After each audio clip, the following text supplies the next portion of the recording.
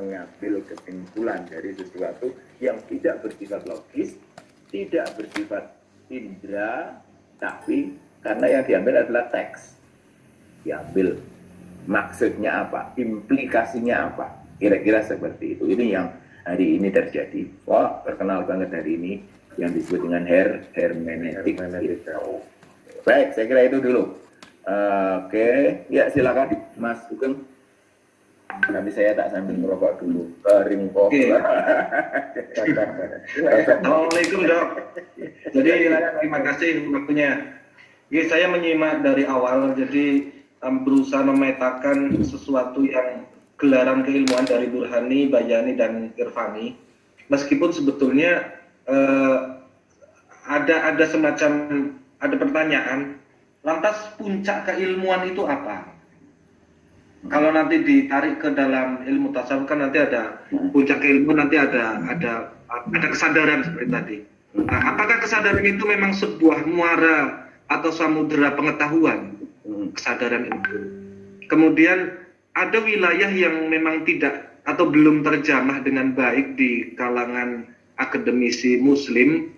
Nah, itu wilayah-wilayah yang saya pikir tadi yang saya tidak tahu kenapa kok akademisi Muslim kok cenderung khawatir untuk menjamah wilayah-wilayah dengan bahasa Ibn Rus, itu wilayah-wilayah ketuhanan. Kita berhenti pada uruf atau pada alam, sebagaimana orang-orang barat, dan kita berusaha mengejar itu.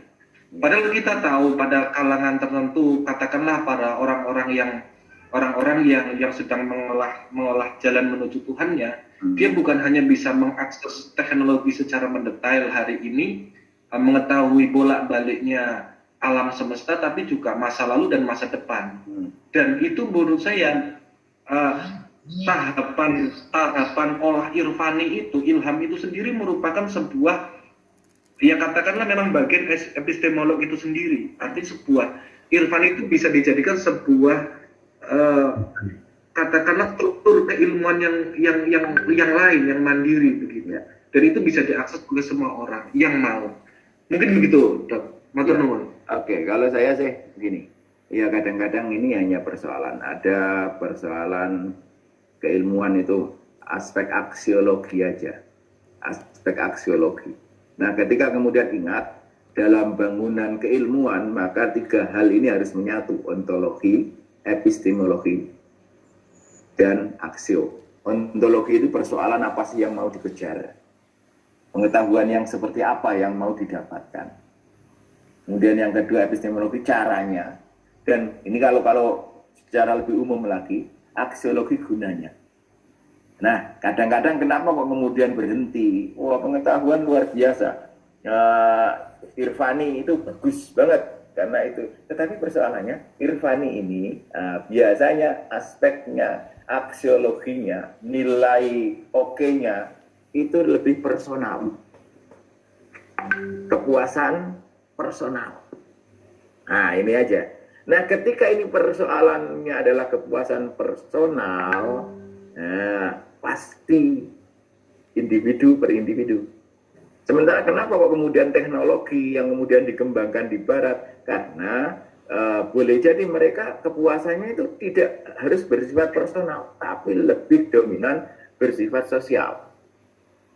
Nah, ketika ngomong sosial, maka itu harus juga bisa merambah orang lain. Tapi kalau personal, tadi itu udah olah ini. Tapi kalau semua orang bisa merasakan, karena bisa merasakan muncullah teknologi, bagaimana mobil meringankan, mempercepat semua orang, kan gitu. Bisa membahagiakan, nggak kemeringet semua orang. Tapi kalau kemudian yang ini, karena aspek aksiologi kemudian ditarik pada persoalan yang bersifat personal, ini dalam khazanah keilmuan Islam, saya nggak tahu kenapa kok kemudian harus ditarik lebih dalam ke persoalan individual, persoalan personal, maka yang berkembang kemudian adalah ilmu-ilmu yang seperti ini. Tasawuf ini lebih ditarik kepada persoalan personal. Karena kalau seandainya tasawuf ini juga ditarik pada persoalan yang bersifat sosial, mungkin akan lebih bagus. Tapi sayang kadung ini sudah kadung. Nah, tugasnya Mas Sugeng itu yang di pondok itu menarik kembali ilmu-ilmu yang tasawuf itu dari kepuasan yang bersifat personal menjadi kepuasan yang bersifat sosial. Dan ini tugas berat kita hari ini. Menurut saya, dan di jargon-jargon itu sangat lekat banget di kalangan para ahli tasawuf. Makanya sampai contoh misalnya orang itu ulama kalau dekat-dekat dengan kekuasaan, itu ulama usuk ini izin dok. Gimana? Izin dok. Saya suatu saat pernah melakukan pelatihan di Banten di Tanara. Kebetulan sekamar dengan ada nama teman namanya Yayan Nurhayan. Beliau pengurus LTF ini LDNU Tasikmalaya. Alumni S2 S3 Teknik Nuklir Jerman S2 S3. Kebetulan satu kamar kita diskusi lama. Karena wilayah-wilayah irfan ini ternyata di dunia barat walaupun oleh PBB dikecam keras, itu ada konsep dan itu sudah mulai bergerak ke wilayah experience gitu loh, wilayah eksperimen gitu. Itu kalau selama ini cloning manusia itu hanya cloning itu hanya body dipecah jadi dua dengan roh yang berbeda. Hari ini di Jerman Barat itu sudah berkembang bahwa roh itu bisa ditransfer, artinya kesadaran itu, irfani itu disadarkan dengan tubuh yang baru yang lebih muda. Dan ini sedang berjalan. Dan dia bisa menunjukkan dan memberikan satu karyanya hasil disertasi dia di Jerman. Bagi saya ternyata wilayah-wilayah irfani ini pun nyawa itu bisa ditransfer ke tubuh yang baru, yang lebih muda. Kans kehidupan orang dan transmisi keilmuan itu bisa lebih panjang lagi. Nah, saya bertanya tadi itu karena ada kemungkinan ke arah ditarik ke arah sosial yang lebih ini, karena memang ada kemungkinan kenapa tidak begitu laku, karena memang tidak bisa diterima maksudnya tidak bisa diaplikasikan oleh banyak pihak seperti tadi keterangan jenengan. Mungkin itu dok? Ya, boleh jadi begini karena memang kadang-kadang begini. Kadang-kadang ya kecenderungan orang untuk instan, kecenderungan instan. Misalnya Kang Mas Sugeng, Mas Sugeng misalnya hampir kayak otot kawat balung besi, misalnya kan begitu. Misalnya apa itu tapak palune pandi apa itu. Misalnya nggak mempan dibacok. Adil mewis meriam. Ya, nggak mempan. Nggak mempan dibacok kan gitu kan. Menjadi orang nggak mempan dibacok itu kan butuh proses yang lama. Nah kan gitu kan. Wah ini pasti nggak menarik bagi orang-orang yang suka instan. Nah gimana cara biar kemudian saya juga nggak mempan dibacok kan gitu. Tapi instan beli aja langsung baju anti peluru.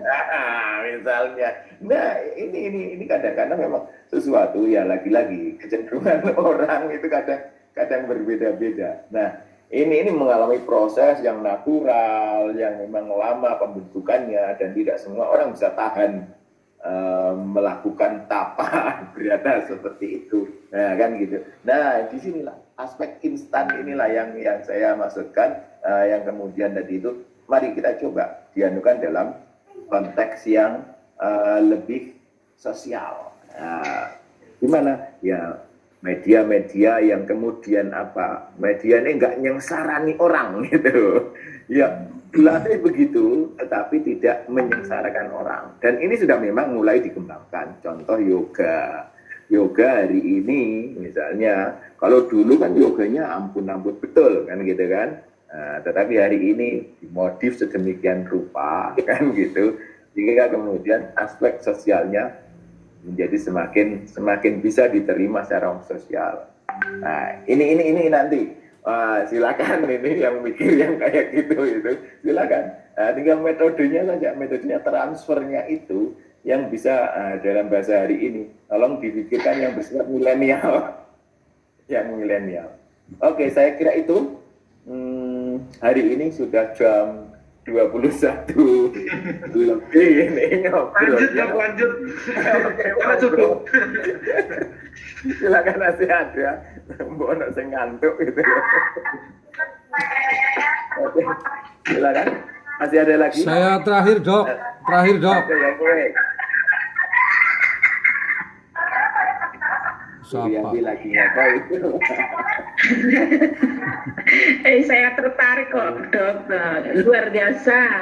Tertarik. Sangat Ya. Tertarik? Gimana, Kang Ibnu? Terakhir, Dok. Ini karena udah jam 21.15 ya. Ini keluar dari konteks perkuliahan, Dok. Ini khusus kelas A. Jadi dari 4 perkuliahan ya, tentu karakternya berbeda-beda. Dan 15 teman-teman di kelas A ini dan menikmati, enjoy banget kuliah bareng Kiai Lutfi ini. Oh alah. Imunnya naik, imunnya naik semua. Tapi kalau sudah masuk di yang lain, wah tegang semua ya. Nah ini ke ini ke Mas Saridin, Mas. Mas Saridin, halo Mas Saridin. Ya gimana? Mas Saridin, halo, dibuka. Halo. Ini ada teman kita, Agus, sudah beberapa kuliah tidak kelihatan. Ini kan temennya Mas Saridin yang merekomendasikan. Harus tanggung jawab. Artinya eman-eman ya, ini Profesor Basit, Profesor Nurholis, kemudian Kiai Lutfi juga sampai hari ini belum ada berita. Nanti dikomunikasikan Mas Saridin, Melas. Ya. Siap. Itu aja, Dok, nambahinnya, Dok. Oke, baik. Nah, jadi, ini intinya itu aja. Untuk epistemologi, pokoknya kamu ngomong apa saja tentang satu pengetahuan, cara memperoleh pengetahuan. Intinya itu aja. Epistemologi nggak lepas dari apa itu pengetahuan, cara memperoleh pengetahuan, itu aja. Atau sumber. Yang kedua, sumber pengetahuan dari mana, cara memperolehnya bagaimana. 3 hal ini aja, sederhananya itu aja. Kata kemakinya kan epistemologi, padahal hanya ngomong, alah, ini kayak gue sekat biyen kan gitu kan, dari dulu sudah seperti itu. Oke, karenanya nanti untuk mata kuliah ini saya memberi tugas. Tugas 1, review buku. Bukunya terserah lah, mikir pokoknya. Atau nanti saya tak list bukunya, silakan pilih.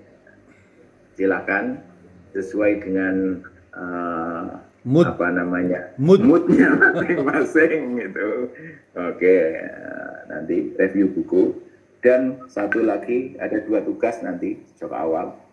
Ya siapa suruh jadi orang gila gitu kan kemarin itu sudah tahu susah malah dimasuki kan gitu. Oke, yang kedua adalah bikin makalah. Makalah ini monggo epistemologi, udah sebutkan aja epistemologi terkait dengan apa yang menjadi mood sampean semua. Yang pasti kalau yang kedua ini malah semakin bebas, epistemologi yang menjadi mood kalian semua nanti kira-kira yang mendukung disertasinya seperti apa. Monggo tadi itu ada epistemologi. Kalau tadi itu ada living Quran, Pak Kusnan tadi ya. Iya. Kusnan tadi living Quran ya, tolong dianukan epistemologi. Oke. Living Quran misalnya, karena pasti akan membackup disertasinya. Oke. Kan itu terus Kang Fauzi tadi itu seputar nilai-nilai ya, epistemologi, nilai-nilai budaya Islam misalnya kayak begitu. Oke. Atau wis pokoknya epistemologi tambah yang lain-lain. Kalau semuanya sepakat epistemologi, kemudian pada spesifik yang mereka suka, saya yakin nanti jadi buku yang bagus itu. Dikumpulkan bisa jadi buku yang bagus. Ya cuma nanti ada editornya siapalah yang editnya. Sebab nanti kalau editnya ini nanti Kang Ibnu, aduh kacau nanti kayak upload repot nanti itu. Upload kayak begini kan kacau. Ya Rianti bae lah gue lah, edit lah. Oke Mas, terserah lah. Nanti Rianti terus wani njaluk bantuan bojone repot nanti. Oke. Saya kira itu nanti. Jadi saya berharap nanti yang ini, yang epistemologi ini jadi buku satu lah. Yang tugas makalah-makalah ini jadi buku satu. Nah, kemudian nanti yang review nanti juga saya pilihkan apa kalau bisa. Ya syukur-syukur nanti bisa jadi buku 2 lah. Syukur-syukur. Siap. Bismillah. Apa itu tadi intinya yang paling jenengan kuasai, enjoy itu aja. Ya tambahkan epistemologi. Oh, jadi mantap gitu kan. Imunnya naik ya dok. Wes kan gitu. Asal jangan epistemologi off-road. Kacau nanti. Itu repot nanti kalau kayak gitu. Oke. Nanti saya akan share besok, kemudian nanti silakan milih satu-satu. Saya kira itu. Kemudian masih butuh ketemu kayak begini lagi atau langsung garap tugas? Mawon derengaken mawon. Oke. Ketemu ngarap tugas di rumah Dr. Lutfi karo udud-udud. Ya boleh. Nggak ada lewat Google Meet ya, nggak apa-apa nanti. Ambil anu terus apa, oke sambil ketika anu juga nggak apa-apa. Iya kan ini juga nggak persoalan kuota. Kalau yang S1 itu kan masih persoalan kuota. Ini kan persoalan kuota juga beres ini. Kalau saya gratis dok, Iya, masih di kantor. Operasi. Koperasi. Oke, saya kira itu aja pertemuan kali ini. Nanti saya akan list, saya umumkan nanti sambil kita besok ketemu lagi, fokus milih review buku apa, tempatnya di mana dan lain sebagainya. Oke, sambil kita ngobrol tentang itu. Saya kira itu ya. Oke. Baik, terima kasih semua atas atensinya. Cukup sekian, mudah-mudahan ada manfaatnya. Wallahu a'lam bishawab. Assalamualaikum warahmatullahi wabarakatuh. Waalaikumsalam warahmatullahi wabarakatuh. Selamat tidur. Ini saya tutup langsung ya. Karena